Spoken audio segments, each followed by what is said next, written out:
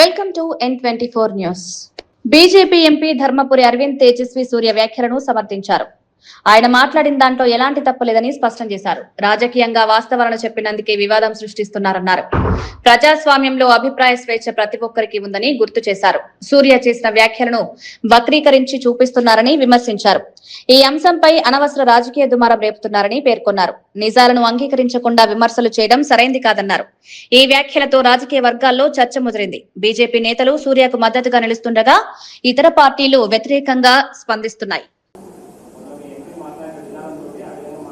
MP మాట్లాడిన విధానము ఏమి తప్పేముంది? ఏం తప్పుందండి?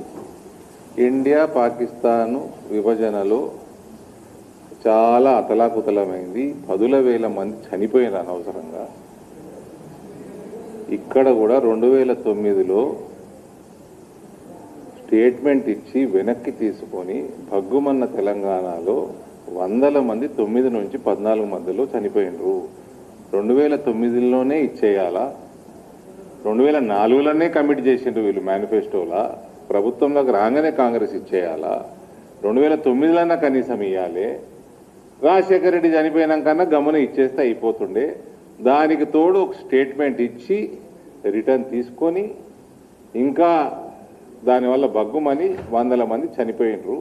ఇదంతా అనవసరము అన్నది ప్రక్రియని తప్పుపట్టిండు ఎంపీ. హైదరాబాద్ లో ఆటో డ్రైవర్లు భారీగా రోడ్డెక్కి నిరసన వ్యక్తం చేశారు. ఎంజే మార్కెట్ చౌరస్తాలో జరిగిన ఈ ఆందోళనతో ట్రాఫిక్ పూర్తిగా స్తంభించింది. ఆటో మీటర్ ఛార్జీలు పెంచాలని, జిల్లా ఆటోలకు నగరంలో ప్రవేశం ఇవ్వొద్దని డిమాండ్ చేశారు. సీఎం వ్యతిరేకంగా నినాదాలు చేశారు. ఒక ఆటో డ్రైవర్ డీజిల్ పోసుకుని ఆత్మహత్యా యత్నానికి దిగడం ఉద్రిక్తతను పెంచింది. గంటల తరబడి ధర్నా కొనసాగడంతో వాహనదారులు తీవ్ర ఇబ్బందులు ఎదుర్కొన్నారు. పోలీసులు సంఘటనా స్థలానికి చేరుకుని పరిస్థితిని అదుపులోకి తెచ్చేందుకు ప్రయత్నించారు. డిమాండ్లు పరిష్కరించకపోతే ఆందోళనను మరింత ఉధృతం చేస్తామని హెచ్చరించారు. ఈ ఘటన నగరంలో చర్చనీయాంశంగా మారింది.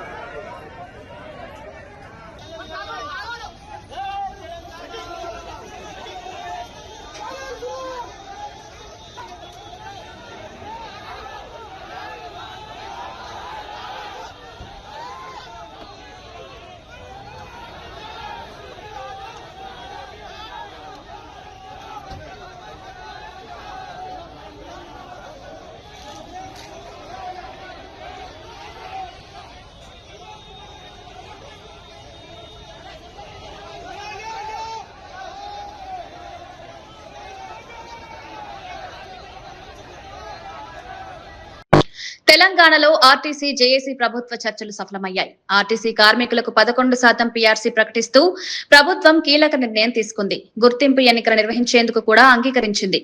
ఎన్నికల కోసం అవసరమైన ఏర్పాట్లు చేయాలని యాజమాన్యానికి ఆదేశాలు జారీ చేసింది. దశాబ్ద కాలంగా పెండింగ్ లో ఉన్న విలీన అంశంపై సుదీర్ఘ చర్చలు జరిగాయి. ఈ అంశంపై మంత్రులు, అధికారులు, కార్మిక నాయకులతో కూడిన కమిటీ ఏర్పాటు చేయాలని నిర్ణయించారు. ఈ నిర్ణయంతో కార్మికుల్లో ఆనందం వ్యక్తమవుతోంది. సమస్యల పరిష్కారానికి ఇది కీలక అడుగుగా భావిస్తున్నారు. ప్రభుత్వం తీసుకున్న నిర్ణయాన్ని కార్మిక సంఘాలు స్వాగతించాయి. మీరు లేవనెత్తినటువంటి ప్రధానమైనటువంటి అంశాలు ముఖ్యంగా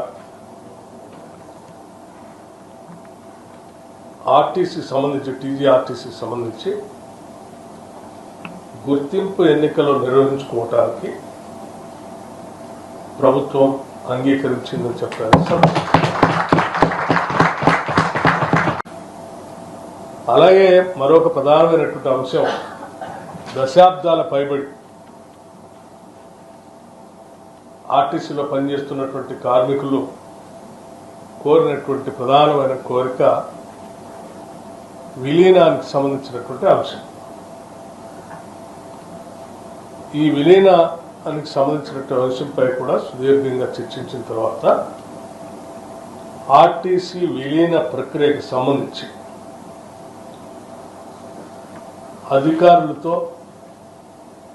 మరియు కార్మిక నాయకులతో కలిపి ఒక అధికారిక కమిటీని ప్రకటించడానికి ప్రభుత్వం నిర్ణయించింది.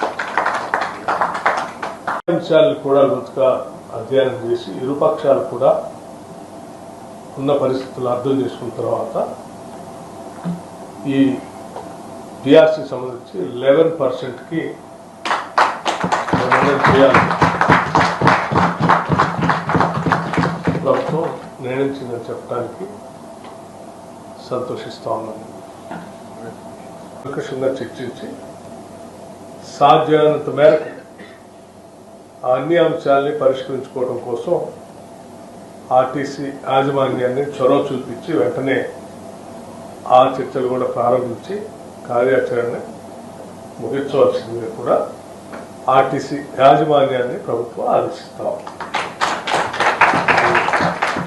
ఎంపీ చామల కిరణ్ కుమార్ రెడ్డి కవిత కొత్త పార్టీపై తీవ్ర విమర్శలు చేశారు. తెలంగాణ రాష్ట్ర సేన ప్రారంభించినందుకు అభినందనలు తెలిపిన గత పాలనపై ప్రశ్నలు లేవనెత్తారు. 2014 నుంచి 23 వరకు ప్రజల అవసరాల కంటే వ్యక్తిగత ప్రయోజనాలకి ప్రాధాన్యమిచ్చారని కవిత స్వయంగా ఒప్పుకున్నారన్నారు.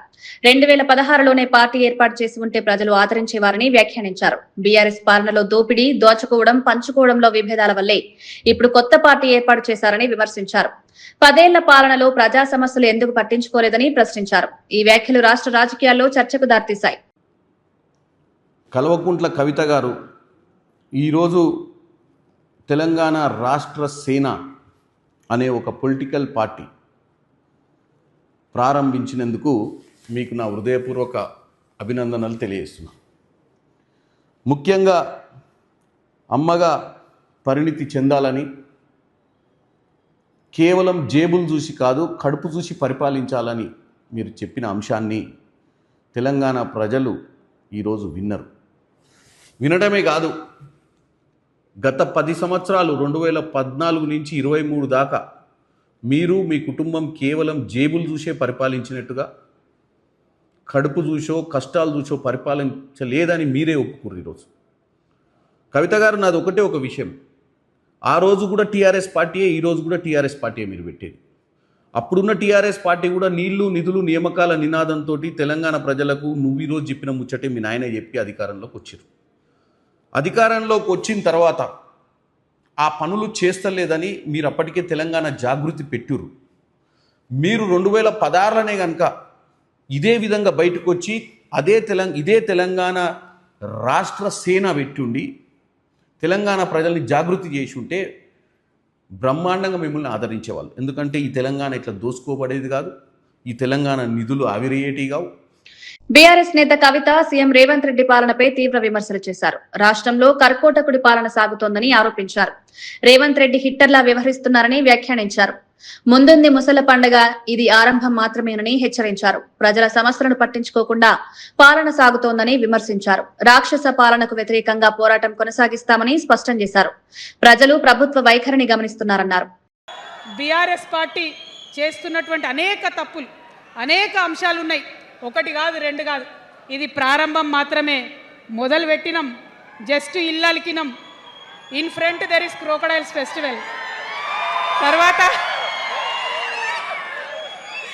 తర్వాత చాలా చెప్పేది ఉంది, అప్పుడు చెప్దాం. ఇప్పుడు ఏం జరుగుతుంది ఈ రాష్ట్రంలో? ఒక కర్కోటకుడు ఆయన పరిపాలన జరుగుతుంది. బాధ అనిపిస్తుంది ఒక పొలిటికల్ లీడర్ని కర్కోటకుడు అనాలంటే. కానీ అనక తప్పని పరిస్థితి.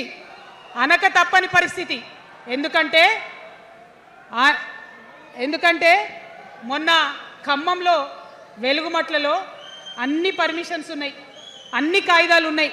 అర్ధరాత్రి పోయి ఇల్లు కూలగొడితే ఒక నిండు గర్భిణి టెన్షన్తోని అబార్షన్ అయిపోతే ఆ తండ్రి ఏడ్చిన ఏడ్పులు, ఆ తండ్రి రోదన ఇంకా కూడా ఈ చెవులకు వినబడుతుంది. కాబట్టి ఇప్పుడున్న సీఎంని కర్కోటకుడనే అంట, హిట్లర్ అనే అంట. 2 నెలల చిన్న పాప పసికందు కుమ్మెర గ్రామంలో చచ్చిపోతే ఇప్పటి వరకు కూడా కేసు పెడతలేరు. హోంమంత్రి కూడా ముఖ్యమంత్రే, ఆయనకు తీరిక లేదు పాపం. చిన్న పసికందు చచ్చిపోతే ఇప్పటి వరకు కేసు పెడతలేరు. అందుకే అంటున్నా, కర్కోటకుడైనటువంటి సీఎం పరిపాలనలో ఉన్నాం. ఖచ్చితంగా కొట్లాడాల్సిందే. మనం ఏదైతే గురుకులాలు ఉన్నాయో వాటిలో విషం పెట్టి పిల్లల్ని చంపుతా ఉన్నారు. అయినా సరే విద్యాశాఖ మంత్రిగా ఉన్న సీఎం మాట్లాడతలేడు. అందుకే కర్కోటకుడు అంటా ఉన్నాం, అందుకే హిట్లర్ అంటా ఉన్నాం. కర్ల రాజేష్ అనేటటువంటి దళిత యువకుడు కస్టడీలో చచ్చిపోతే ఇప్పటి వరకు కూడా దానికి బాధ్యులైన పోలీసులను ఏం చర్యలు తీసుకోలేదు వాళ్ళ మీద. అందుకే కర్కోటకుడు అంటా ఉన్నాం, అందుకే హిట్లర్ అంటా ఉన్నాం. పిడికిలి బిగించి ఇప్పుడున్నటువంటి రాక్షస కాంగ్రెస్ పైన ఖచ్చితంగా. బీజేపీ ఎమ్మెల్యే ఏలేటి మహేశ్వర్ రెడ్డి కవితపై సంచలన వ్యాఖ్యలు చేశారు. షర్మిల ఎవరు వదిలిన బాలనమో అందరికీ తెలిసిందేనని, కవిత కూడా అదే తరహాలో వ్యవహరిస్తున్నారని వ్యాఖ్యానించారు. రాజకీయంగా కొత్త పార్టీ ఏర్పాటుపై ఆయన తీవ్ర విమర్శలు చేశారు. ప్రజలను ఆకట్టుకునేందుకు ఈ ప్రయత్నాలు జరుగుతున్నాయన్నారు. గతంలో చేసిన తప్పులను దాచేందుకు కొత్త పార్టీ ఏర్పాటు చేస్తున్నారని ఆరోపించారు. తెలంగాణ రాజకీయాల్లో ఇది కొత్త మలుపు తీసుకువస్తుందని పేర్కొన్నారు. ప్రజలు ఈ పరిణామాలను గమనిస్తున్నారని అన్నారు. ఈ వ్యాఖ్యలు రాజకీయ వర్గాల్లో చర్చకు దారితీశాయి. కల్వకుంట్ల కుటుంబంలో అధికారం కోసం ముదిరినటువంటి ఒక భాగం ఇదంతా కూడా. దీని గురించి మాట్లాడాల్సిన అవసరం లేదు.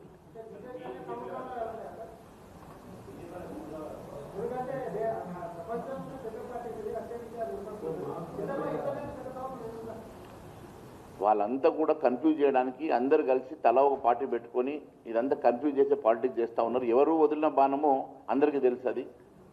అది మొత్తం కూడా ఇదంతా కూడా కన్ఫ్యూజ్ పాలిటిక్స్ చేస్తూ ఉన్నారు. దీని గురించి మనం మాట్లాడాల్సిన అవసరం లేదు. అసలు బాణమేనా అంటే ఎవరు నాకు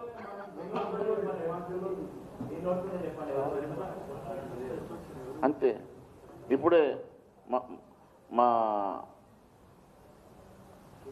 సుభాష్ గారు చెప్తా ఉన్నారు, షర్మిల ఎట్లా ఎవరు వదిలిన బాణమో ఈమె కూడా ఆమె వదిలిన బాణమే అంటున్నారు. చలో, థ్యాంక్ యూ సార్. దేశపు తొలి ప్రైవేట్ ఆర్బిటల్ రాకెట్ విక్రమ్-1 తదుపరి ప్రయోగానికి సిద్ధమైంది. స్కైరూట్ ఏరోస్పేస్ రూపొందించిన ఈ రాకెట్ భారత అంతరిక్ష రంగంలో కీలక ముందడుగుగా భావిస్తున్నారు.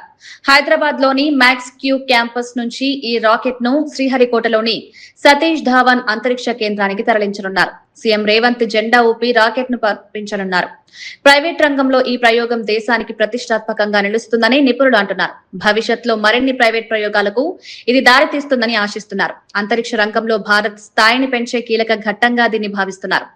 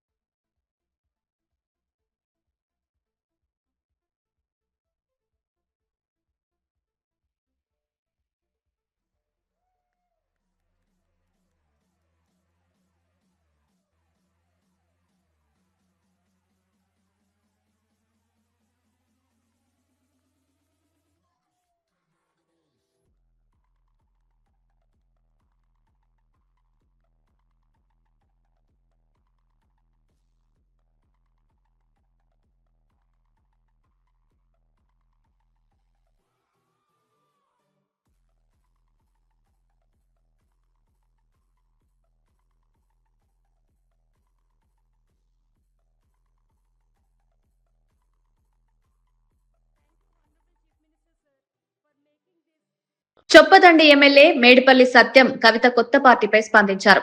ప్రజాస్వామ్యంలో ఎవరికైనా పార్టీ స్థాపించే హక్కు ఉందని తెలిపారు. కవిత పార్టీ పెట్టుకోవడంపై తమకు అభ్యంతరం లేదన్నారు. కానీ 10 ఏళ్ల పాలనలో జరిగిన తప్పులను అప్పుడే ప్రశ్నించి ఉంటే ప్రజలు నమ్మేవారని వ్యాఖ్యానించారు.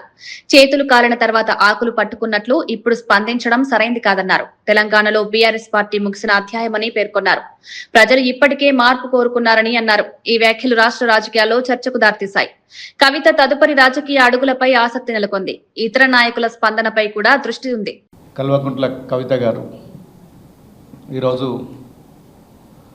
ఒక కొత్త రాజకీయ పార్టీని స్థాపిస్తున్నాం అని చెప్పిండ్రు. ప్రజాస్వామ్యంలో భారత రాజ్యాంగం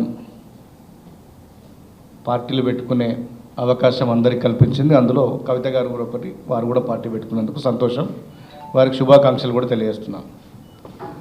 కానీ చేతులు గాలినాక ఆకులు పట్టుకున్నట్టు 10 సంవత్సరాలు వారి కుటుంబం కేసీఆర్ గారి నాయకత్వంలో కేసీఆర్ గారు, కేటీఆర్ గారు, హరీష్ రావు గారు, వారితో పాటు ఇప్పుడున్న బయటకు వచ్చిన కవిత గారు,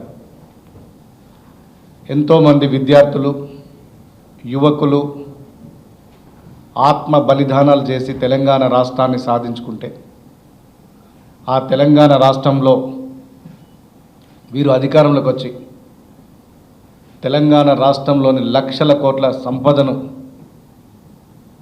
ఏ విధంగా అయితే దోచుకున్నారో తెలంగాణ ప్రజలందరికీ తెలుసు.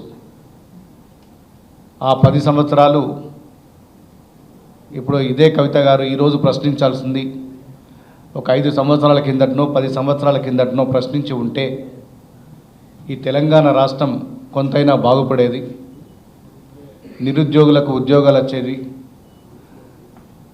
దళితులైనా బడుగు బలహీన వర్గాలకైనా కొంత న్యాయం జరిగే అవకాశం ఉండే. కానీ బీఆర్ఎస్ పార్టీ అధికారం కోల్పోయి ఇక జీవితంలో మళ్ళీ ఎప్పుడూ అధికారంలోకి వచ్చే పరిస్థితి కూడా లేకుండా పోయిన సందర్భంలో ఆమె వ్యాఖ్యలు పెద్దగా తెలంగాణ మీద ప్రభావం చూపవు. ఎందుకంటే కేసీఆర్ గారి నేతృత్వంలో బీఆర్ఎస్ పార్టీ తెలంగాణ రాజకీయాల్లో తెలంగాణ రాష్ట్రంలో ఒక ముగిసిన అధ్యాయం. ఇక అది ఏం చేసినా కూడా మళ్ళీ అధికారం కాదు కదా, కనీసం ప్రతిపక్ష హోదా వచ్చే పరిస్థితి కూడా లేనటువంటి పరిస్థితి తెలంగాణ రాష్ట్రంలో ఉంది. అధికారం ఎప్పటికీ రాదు, ప్రతిపక్ష స్థానం కూడా వచ్చే పరిస్థితి ఇలా బీఆర్ఎస్కు కేసీఆర్. ప్రజా సమస్యలను సమర్థవంతంగా పరిష్కరించేందుకు ప్రభుత్వం కట్టుబడి ఉందని అధికారులు తెలిపారు. పౌరుల ఫిర్యాదులను త్వరితగతిన పరిష్కరించడం తమ ప్రధాన లక్ష్యమని పేర్కొన్నారు. భూమి స్థాయిలో సమస్యలను గుర్తించి వెంటనే చర్యలు తీసుకుంటామని హామీ ఇచ్చారు. ప్రజలకు మెరుగైన సేవలు అందించడంపై ప్రత్యేక దృష్టి సారిస్తున్నామన్నారు. పరిపాలనలో బాధ్యతాయుత వైఖరిని పాటిస్తూ పారదర్శకంగా వ్యవహరిస్తున్నామన్నారు. ప్రజల సమస్యలను నిర్లక్ష్యం చేయకుండా సమయానికి పరిష్కరించేందుకు చర్యలు కొనసాగుతున్నాయని పేర్కొన్నారు. ప్రజా సేవలను మరింత బలోపేతం చేయడం లక్ష్యంగా పనిచేస్తున్నామని తెలిపారు. ఈ ప్రకటనతో ప్రజల్లో విశ్వాసం పెరుగుతుందని అధికారులు భావిస్తున్నారు. ప్రభుత్వం ప్రజా కేంద్రిత విధానాలతో ముందుకు సాగుతుందని స్పష్టం చేశారు. గడిచిన ఈ 2 సంవత్సరాల 4 నెలలలో ప్రజలకి మంచి చేస్తున్నామని ప్రజలు తలంచారు కాబట్టి ఏ ఎన్నికలు వచ్చినా ఈ ప్రభుత్వాన్ని మనస్ఫూర్తిగా దీవించారు. ఫోటోల కోసమో పేపర్ల కోసమో టీవీల కోసమో చేసే కార్యక్రమం కాదు ఇది నిరంతరము జరిగే కార్యక్రమం. ఈ కార్యక్రమంతో ప్రజలకి మంచి చేస్తామనే పూర్తి నమ్మకము విశ్వాసము ఈ ప్రభుత్వానికి ఉంది.